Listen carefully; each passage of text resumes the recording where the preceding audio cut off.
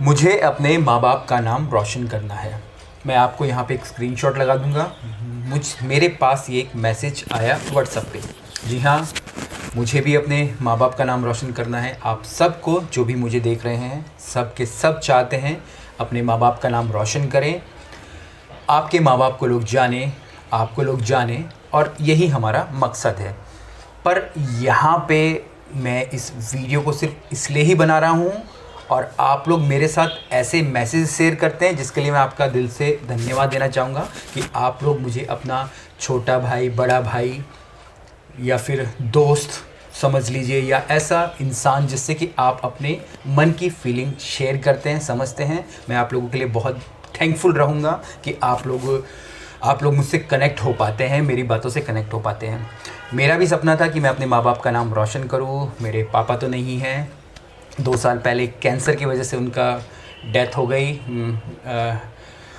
Around 80 साल के थे मेरे पापा। तो दैट्स अनदर स्टोरी। तो इस वीडियो को बनाने का मकसद यही है कि आप सबका सपना है अपने माँ बाप के सपनों को पूरा करना, पर हम उनके सपनों के लिए क्या हम लोग कुछ ऐसा कर रहे हैं कि वो सपने पूरे हों। आपने अभी एक स्टोरी देखी होगी, एक मिस वर्ल्ड आपकी जो रनर अप आई है, उसके डैडी एक ऑटो रिक्शा चलाने वाले हैं। और आप देखेंगे वो नेट पे इतना धूम मचा रहा है कि एक छोटे से घर की एक लड़की जिसके कि डैडी ऑटो चलाते थे, ऑटो ड्राइवर थे, उसने इतना बड़ा मुकाम हासिल किया। और आप सब लोग जो भी ये सारे सपने देख रहे हैं कि मुझे एक शेफ़ बन जाना है, मुझे अपने माँ बाप का नाम रोशन करना है, और हम लोग वहाँ पे अपनी फिर चीज़ें दिखाने लग जाते हैं। दिखाने से मेरा मतलब है कि हम लोग अपने आप को एक तरीके से बोल लीजिए कोसने लग जाते हैं कि मैं क्यों नहीं कर पा रहा हूँ। तो रीज़न सिर्फ यहाँ पे यही होता है कि हम लोग सिर्फ सोचते हैं, हम लोग करते नहीं हैं। मेरी ही मानिए, मैं भी चाहता था अपने माँ बाप का नाम बहुत ज़्यादा रोशन करना। अगर मैं आपको एक छोटी सी स्टोरी बताऊं, लगभग 3200 रुपये मुझे सैलरी मिलती थी। तो मैं जो भी मुझे पैसे मिलते थे और उसमें से कट के 2700 या आई थिंक 2800 रुपये 2005-06 की बात होगी, 2700-2800 रुपये कुछ मिलते थे। तो मैं सारे के सारे अपने मम्मी के अकाउंट में डाल देता था। कोशिश करता था कि लाख रुपए मैं जमा कर पाऊँ, पर वो लाख रुपए कभी हुए ही नहीं। टू बी वेरी फ्रैंक, वो 2500 करने, मैंने हिसाब लगाया, अगर मैं 2500, अगर मेरी 2800 तनख्वाह मुझे मिलती थी, अगर मैं 2500 भी वहाँ जमा करता तो वो लाख रुपये होने में कई सालों लग जाते। तो वो एक ज़रिया नहीं था अपने माँ बाप को खुशी देने का, या अपने माँ बाप को अपने जो भी पैसे कमा रहे हैं उनके देने का। आपके माँ बाप तब खुश होंगे जब रियली में आप उनका नाम रोशन कर पाओगे, और आपको उनका नाम रोशन करने के लिए एक्शंस लेने पड़ेंगे। सिर्फ सोचना नहीं पड़ेगा कि मैं ऐसा करना चाहता हूँ उनके लिए, मैं उनका नाम रोशन करना चाहता हूँ, पर आप खुद स्टेप नहीं उठा रहे। सिर्फ ये बोलकर कि मेरे माँ बाप गरीब हैं, मेरे माँ बाप मुझे अच्छी शिक्षा नहीं दे पाए, मैं लाइफ में कुछ कर नहीं पा रहा हूँ, तो ये सब वही है। ये आपका एक माइंडसेट ही आप इसको बोल सकते हैं, आपका माइंडसेट है, क्योंकि आप इससे निकलना ही नहीं चाहते हैं। मैं अगर अपनी बात बताऊँ, जिस समय मुझे 2800 रुपये तनख्वाह मिलती थी, मैं एक झुग्गी झोपड़ी में रहता था। मैं तो अभी प्राउडली बोलता हूँ, एयरपोर्ट के पास बहुत सारे स्लम्स थे, मैं उस स्लम्स में रहता था।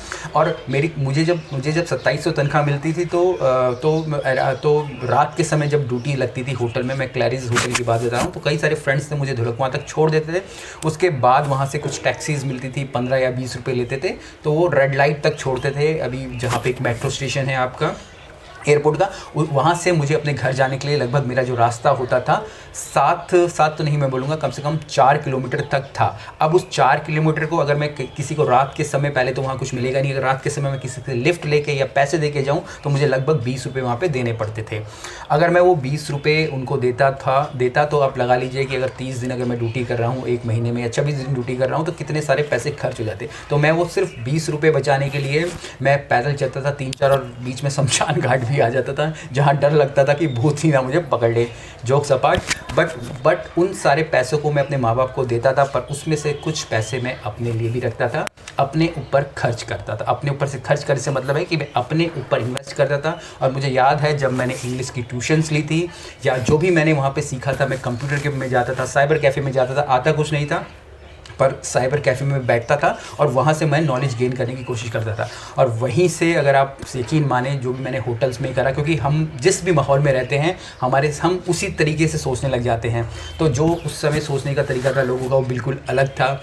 कोई आगे नहीं बढ़ना चाहता था, वही होटल के अंदर पॉलिटिक्स, कॉमी 3 कॉमी 2 को के से ऊपर जाना चाहता है, कोई अपने शेफ़ से अच्छे से बात नहीं करता, कोई सब इसी प्रकार से लोग घिरे रहते थे। पर मेरा माइंडसेट अलग था, मैं कुछ और ही सोच रहा था, कुछ और ही करने का मेरे दिल में था। तो मैं वहाँ पे उस समय इंग्लिश सीखने जाता था या किसी प्रकार की चीज़ें करता था, अपने लिए बुक्स ख़रीद लेता था या ऐसी ही चीज़ों पे इन्वेस्ट करता था। और यकीन मानिए उन इन्वेस्टमेंट का रिज़ल्ट अब मुझे मिल रहा है।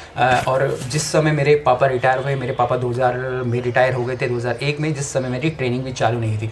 पापा के पास मात्र उस समय 3 लाख रुपए थे। पापा के पास जो भी था, पापा ने उससे हमारे लिए घर खरीद दिया था एक। और उन्होंने जो 3 लाख रुपए सेव करके रखे थे, वो इसलिए ही रखे थे ताकि अगर हम कुछ ना कर पाएँ तो एटलीस्ट उनका गुजारा चल पाए। तो 4-5 साल तक तो कुछ नहीं हुआ, ट्रेनिंग्स हो गई, ये सब हो गया। पर जब भी मैंने सोचा कि मुझे अपने माँ बाप के लिए कुछ करना है, तो मैंने सबसे पहले अपने ऊपर इन्वेस्ट करना शुरू किया। और जब मैंने अपने आप पे मैंने अपने लगाना शुरू किया और अपनी नॉलेज को बढ़ाना शुरू किया, तो शिप में भी जॉब मिल गया, कई सारी शिप में जॉब मिल गया। उसके बाद तो कंप्यूटर्स ले लिया, मैंने लैपटॉप लिया। उसके बाद तो और सारी सूस शेफ़ की अपॉर्चुनिटीज़ मेरे लिए खुल गई। अपनी पर्सनैलिटी के ऊपर काम किया तो टीवी शोज़ मिल गए, उसके बाद काम किया तो और मैगज़ीन्स मिल गए। इतनी सारी चीज़ें होगी लाइफ में कि वो अब बयां करते हुए आप लोग एक प्राउड फील होता है। और अभी भी मैं उस समय की बात मुझे याद है, जब मैं पहली बार नेशनल टीवी पे आया, मेरे पापा बहुत ही ज़्यादा खुश थे और मुझे उस समय लगा कि रियली में मैंने अपने माँ बाप का नाम रोशन करने के लिए कुछ किया है। तो आप सबको मैं इस वीडियो के माध्यम से सिर्फ यही मैसेज देना चाहता हूँ, अगर आप भी चाहते हैं अपने माँ बाप का नाम रोशन करना, तो अपने आप को कभी भी पिटी फील मत करवाइए कि मैं गरीब परिवार से हूँ, मेरे पापा ये हैं, मेरी माँ ये है। प्लीज़ एक्शंस लीजिए, सिर्फ सोचने से कुछ नहीं होगा। सोचते सोचते लोगों की उम्र निकल गई, तब भी कुछ नहीं हुआ। ऐसी आप मुझे देख लिया, I am enjoying my what I am do. मैं जो कर रहा हूँ, मैं कितना इन्जॉय करके वो कर रहा हूँ। चीज़ों में मैं अर्निंग्स भी कर रहा हूँ, पैसे भी कमा रहा हूँ, तो सिर्फ इसलिए ही क्योंकि मैंने अपने ऊपर इन्वेस्ट कर लिया है। मुझे मालूम है मैं इस समय भी अपनी चीज़ें आगे बढ़ा रहा हूँ और उससे मेरी अर्निंग्स भी हो रही है, इनकम भी हो रही है और मार्केट वैल्यू मेरी बढ़ती जा रही है। तो अगर आप भी अपने माँ बाप का नाम रोशन करना चाहते हैं तो प्लीज़ अपने ऊपर इन्वेस्ट कीजिए। अपने आप को सिर्फ पेटी फील मत करवाइए कि मैं गरीब हूँ, मैं ये हूँ, मैं हूँ। जब तक आप एक्शंस नहीं लेंगे, किसी की दुनिया नहीं बदलने वाली है, किसी की ज़िंदगी नहीं बदलने वाली है। और सिर्फ ये सोच के रह जाएंगे कि कोई आपके हाथ में आके टपका के कुछ दे के जाएगा, तो लाइफ में ऐसा कुछ नहीं होगा। लाइफ में आपको कोई कुछ नहीं देने वाला है। आपको ही एक्शंस लेने पड़ेंगे, अपने आप के ऊपर एक्शंस लेने पड़ेंगे। फिज़िकली और मेंटली आपको एक्शंस लेने, तभी जाके आप अपने माँ बाप का नाम रोशन कर पाएंगे। और जब आपके माँ बाप का नाम रोशन होगा तो आपका तो हो ही जाएगा, आप सेलिब्रिटी भी बन जाओगे या लाइफ में जो भी करना है आप कर पाओगे। तो वीडियो को यहीं एंड करूँगा। कुछ भी क्वेश्चंस हो कमेंट्स हो नीचे लिख के भेजिएगा और ये वीडियो ज़रूर शेयर करिएगा जो भी अपने माँ बाप का नाम रोशन करना चाहते हैं। तो चलिए, जय हिंद।